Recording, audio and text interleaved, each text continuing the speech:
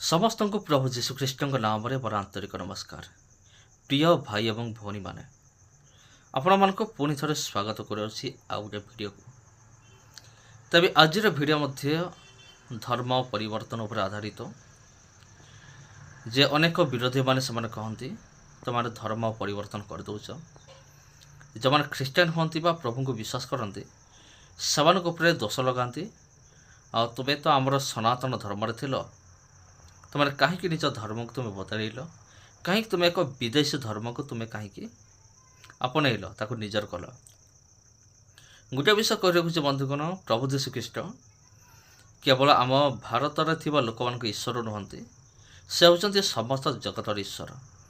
तेणु जगत में जेकोसी व्यक्ति होना कहीं तार अधिकार अच्छे जे प्रभु जीशु ख्रीष्ट को विश्वास कर आमको आईन आमको अधिकार देइछे।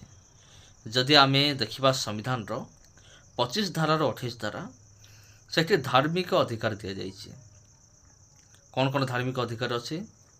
प्रथम विषय, निजे जने निजर धर्म को से कौन कर अभ्यास कर निजर उपासना गृह रे से प्रार्थना कर से मंदिर हो, मस्जिद हो कि कौन सी चर्च हो कि कौन सी गुरुद्वारा हो, निजर धर्म को निज अभ्यास कर प्रैक्टिस कर। नंबर 1। नंबर 2 नंबर हूँ से निजर धर्म को प्रसार कर प्रसार कर। नंबर 3 कौन अधिकार दि जाइए? जने निजर धर्म अनुष्ठान तैयारी कर अर्थात जने मंदिर तैयारी कर चर्च तैयारी कर मस्जिद तैयारी कर निज इच्छा अनुसार। कारण आम भारत एक धर्म निरपेक्ष राष्ट्र अटे, किंतु एमती किसी असामाजिक व्यक्ति मान अच्छा जो मैंने कि ख्रीस्टान लोक मान सेमानकर धर्म को अलग करने से चाहते विभिन्न उपाय जेकोसी मुहूर्त हो से कौन करेंगे ख्रीस्टान मान को निजर धर्म से अलग करेंगे, विच्छिन्न करेंगे, जोटा कि एक बहुत बड़ सांघातिक एक प्लान अटे, घृणाजनक कौशल अटे मु कहि। तबे समस्त अधिकार अच्छी, यहाँ हूँ धार्मिक अधिकार आमर संविधान दि जाइए।